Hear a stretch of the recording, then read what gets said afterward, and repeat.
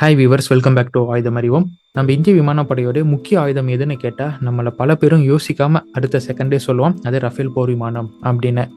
இதை ஏன் இந்த அளவுக்கு நமக்கு சொல்ல வைக்குது அப்படின்னா, இதில் இருக்கக்கூடிய அந்த ப்ளஸ் பாயிண்ட் ITAR ஃப்ரீ அப்படிங்கிறது தான்.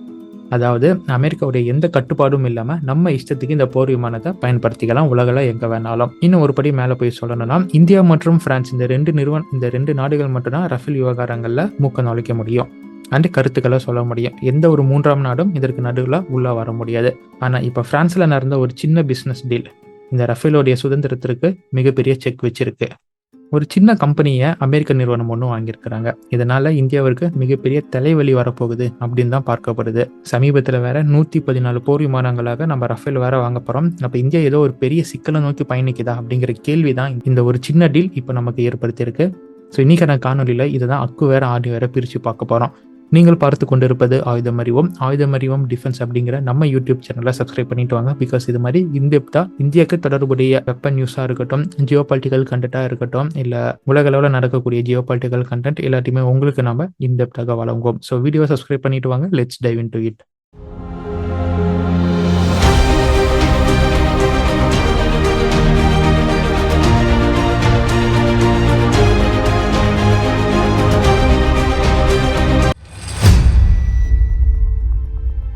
சாப்டர் 1, அப்படி என்ன ஆச்சு? சமீபத்தில் அமெரிக்காவை சேர்ந்த லோயர் குரூப் அப்படிங்கிற ஒரு பெரிய கம்பெனி ஒரு பெரிய வேலையை பார்த்துருக்காங்க. பிரான்ஸோட LMB Aerospace கம்பெனியை சுமார் 3300 கோடி ரூபாய்க்கு 367 மில்லியன் யூரோஸுக்கு விலைக்கு வாங்கியிருக்கிறாங்க.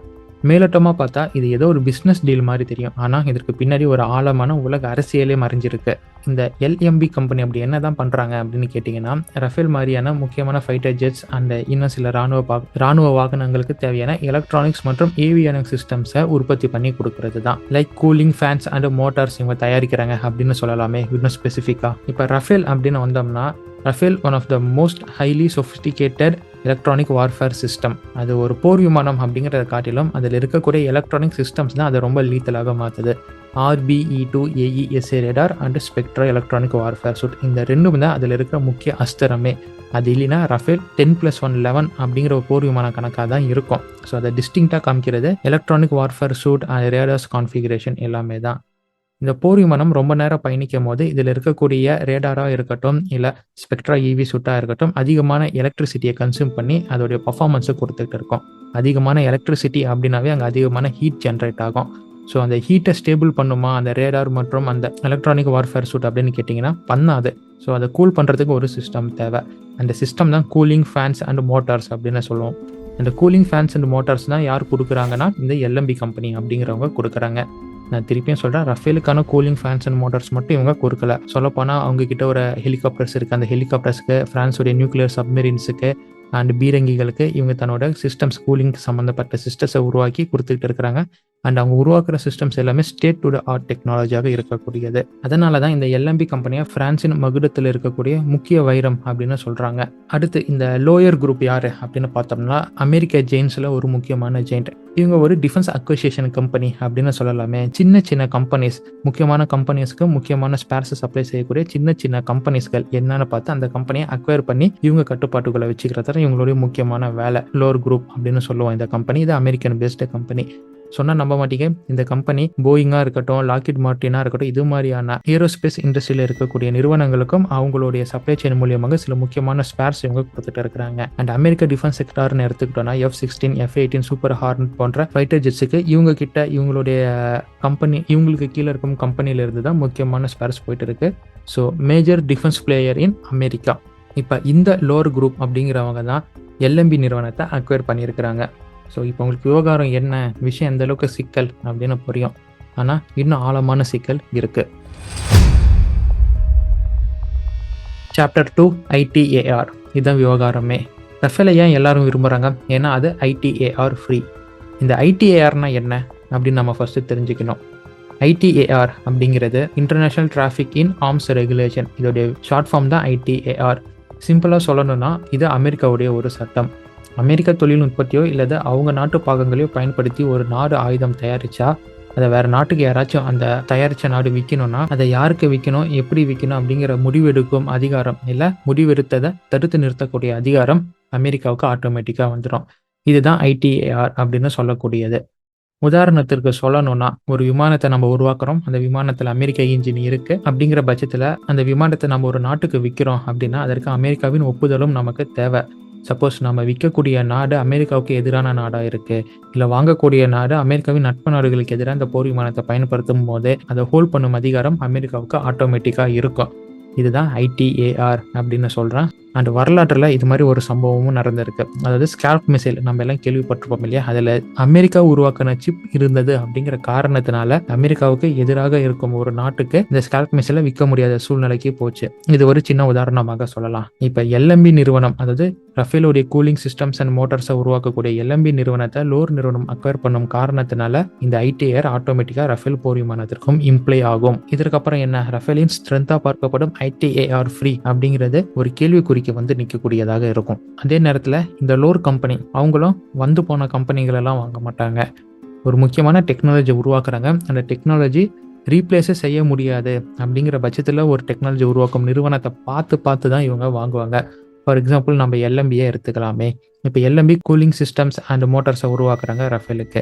சரி, சப்போஸ் நாளைக்கே ஒரு பிரச்சனை வருது, எல்எம்பியை தவிர்த்து டசால்ட் வேற ஒரு கம்பெனியை பிடிச்சி இந்த கூலிங் சிஸ்டம்ஸ் அண்ட் ஃபேன்ஸை உருவாக்கலாம் அப்படின்னு நினைச்சாலும் மினிமம் அவங்களுக்கு 3 வருஷமாச்சும் தேவைப்படும். ஏன்னா அந்த கூலிங் சிஸ்டம்ஸ் அண்ட் மோட்டார்ஸை வைக்கக்கூடிய டிசைன்ஸ் அப்படிங்கிறது பெரிய அளவுக்கு ஆல்டர் செய்ய வேண்டியது வரும். பழைய எக்ஸிஸ்டிங் டெக்னாலஜி இன்னொரு கம்பெனியை பிடிச்சி உருவாக்குறது அப்படிங்கிறது குதிரை கொம்பான விஷயம்.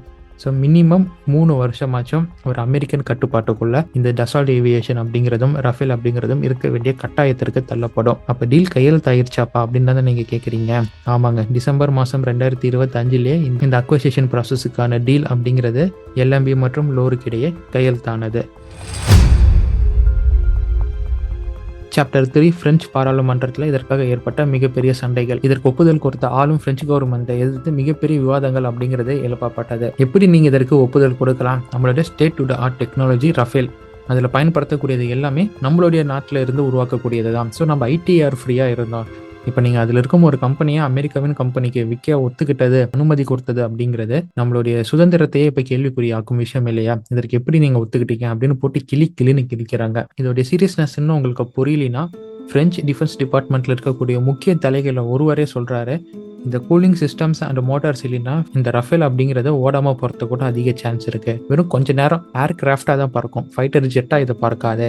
ஸோ இது மிகப்பெரிய அடி நமக்கு அப்படின்னு அவர் இந்த விஷயத்த சொல்லியிருக்கிறாரு. ஸோ இப்போயாச்சும் இந்த சீரியஸ்னஸ் நீங்கள் புரிஞ்சுக்கோங்க. ஆனால் இதற்கு பிரெஞ்சு அரசாங்கம் 4 முக்கியமான ஒரு சொல்யூஷன்ஸை கொடுக்கறதாக நினச்சிக்கிட்டு 4 செய்திகளை சொல்லியிருக்கிறாங்க. அதனால் சாட்டிஸ்ஃபை பண்ணக்கூடியதாக இல்லவே இல்லை. ஸோ அவங்க சொன்னது அப்படிங்கிறது கோல்டன் ஷேர் அப்படிங்கிறது தான். இதில் தான் 4 முக்கிய அம்சங்கள் அப்படிங்கிறது அடங்குது. அதில் ஃபர்ஸ்ட், தொழில்நுட்பம் அப்படிங்கிறது பிரான்ஸை விட்டு வெளியில போகாது.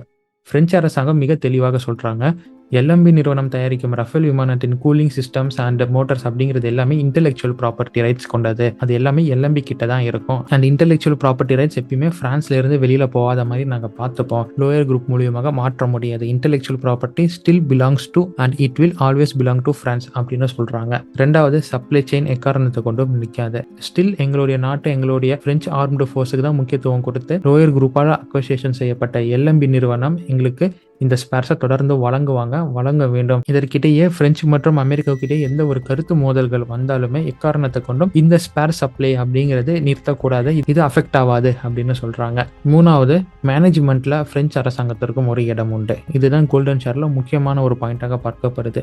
அதாவது எல்எம்பி நிறுவனத்தோட போர்டு மீட்டிங்ல கண்டிப்பா பிரெஞ்சு அரசாங்கத்தை சேர்ந்த ஒரு அதிகாரி முடிவு எடுக்கும் இடத்துல கண்டிப்பா இருப்பாரு. ஸோ ஒவ்வொரு அசைவையும் நாங்கள் கண்காணிச்சுக்கிட்டே இருப்போம் அப்படிங்கிறாங்க. நாலாவது, வீட்டோ பவர். நாளைக்கே லோயர் குரூப் இந்த கம்பெனியை மூடிட்டு வேற ஊருக்கு போறாங்க, இல்ல எல்எம்பியை வேற இடத்துக்கு ஷிஃப்ட் பண்றாங்க, வேற ஒரு நாட்டில் கம்பெனியை உருவாக்கி அங்க கொண்டு போறாங்க அப்படிங்கிற முடிவு எடுத்தா அதை எங்களால் வீட்டோ பண்ண முடியும். இது மூலியமா எல்எம்பியை பிரான்ஸ்குள்ளேயே நாங்கள் சஸ்டெயின் பண்ண வைப்போம் அப்படின்னு சொல்றாங்க. ஸோ இதுதான் கோல்டன் ஷேர்னு சொல்லி அது ஒரு 4 முக்கியமான பாயிண்ட்ஸாக இவங்க சொன்னாங்க.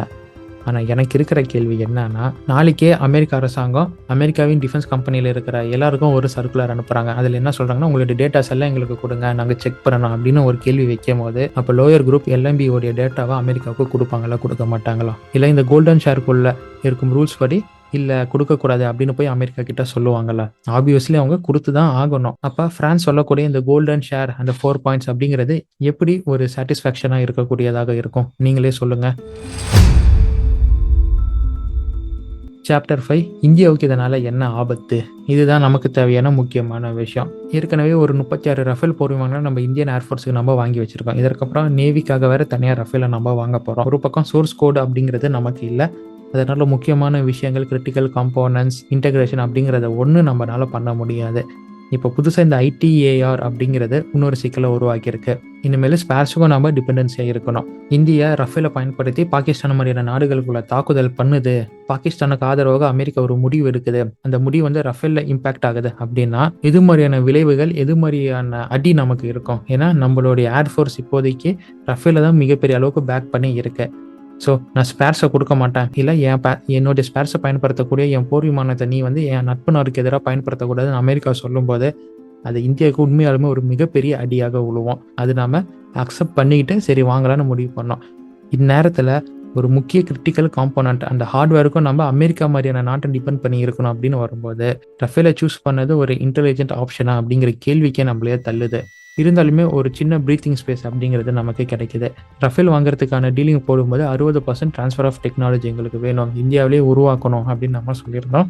அதற்கு நாங்களும் சப்போர்ட் பண்ணுறோம் அப்படின்னு Dassault சார்பாகவும் சொல்லப்பட்டது. செட்டப் இந்தியாவுக்கு கொண்டு வரதுக்கான வேலைகள் எல்லாமே ஆரம்பிச்சிருச்சு. இந்நேரத்தில் இந்த LMB ஓடிய கிரிட்டிக்கலான அந்த ஃபேன்ஸும் அந்த மோட்டார்ஸும் உருவாக்குறதுக்கான செட்டப் இந்தியாவில் வந்துச்சுன்னா ஒருவேளை இந்தியா தப்பிக்கிறதுக்கு ஒரு பெரிய சான்ஸ் இருக்குது.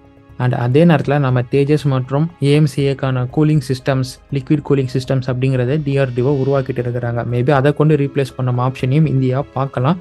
ஸ்டில் ITAR ஃப்ரீயாக இந்தியா இருக்கிறதுக்காக in order to get that strategic autonomy. So இது ரெண்டு இந்தியாவுக்கு ஒரு பாசிபிள் சான்ஸாக இருக்குது. ஆனால் என்ன தான் இதெல்லாம் இருந்தாலுமே நான் ஏற்கனவே சொன்ன பார்த்தீங்களா, இது ஒரு இன்டெலிஜென்ஸ் சாய்ஸாக அப்படின்னு நம்ம திருப்பி பார்க்கணும் அப்படிங்கிறது அதே இந்த நெகோசியேஷனில் மிகப்பெரிய அளவுக்கு இம்பாக்டை ஏற்படுத்தக்கூடியதாக இருக்கும். ஸோ இந்த மாதம் இமானுவேல் மேக்ரன் வரன்னு சொல்லியிருக்கிறாரு. அதில் 114 ரஃபேலுக்கான டீலிங்ஸ் பேசப்படும்னு எதிர்பார்க்கப்படுது. அந்த பேச்சுவார்த்தையில் இந்த ITAR free LMB LOAR acquisition பண்ணதுடைய பின்னணி என்ன, எப்படி இம்பாக்ட் ஆகும் அப்படிங்கிறது மிகப்பெரிய அளவுக்கு பேசப்படும். இந்த பேச்சுவார்த்தை அப்படிங்கிறது இன்னும் கொஞ்சம் இழுபறியாக போகிறதுக்கு இதனால் அதிக சான்சஸ் இருக்குது அப்படிங்கிறது தான் என்னுடைய கன்க்ளூஷனாக இருக்குது. ஸோ இதை பற்றி நீங்கள் என்ன நினைக்கிறீங்க? ஒரு சின்ன கம்பெனி ஒரு நாட்டிலிருந்து இன்னொரு நாட்டு கம்பெனி கிட்ட கை மாறுது அப்படிங்கிறது எவ்வளோ பெரிய பாதுகாப்பு ஓட்டையை ஏற்படுத்துது பார்த்தீங்களா? இது மூலயமா நம்ம கற்றுக்க வேண்டிய பாடம் என்னன்னு கேட்டிங்கன்னா, எந்த நம்பிக்கையில் நம்ம தேஜஸ் மார்க் 1க்கும் தேஜஸ் மார்க் 2க்கும் அமெரிக்காவின் ஒரு நிறுவனத்துக்கிட்ட இருந்து நம்ம இன்ஜினை வாங்கி பொருத்தி பயன்படுத்திட்டு இருக்கிறோம். அதற்கு பின்னாடி இருக்கும் அந்த ஸ்ட்ராட்டஜி என்ன அப்படிங்கிறது தான் இப்போ மிகப்பெரிய கேள்விக்குறியாக இருக்கு. ஸோ இதை பற்றி நீங்கள் என்ன நினைக்கிறீங்க? சீக்கிரமாக GE இன்ஜினை ரீப்ளேஸ் பண்ணும் அப்படின்னு நீங்கள் நம்புறீங்களா?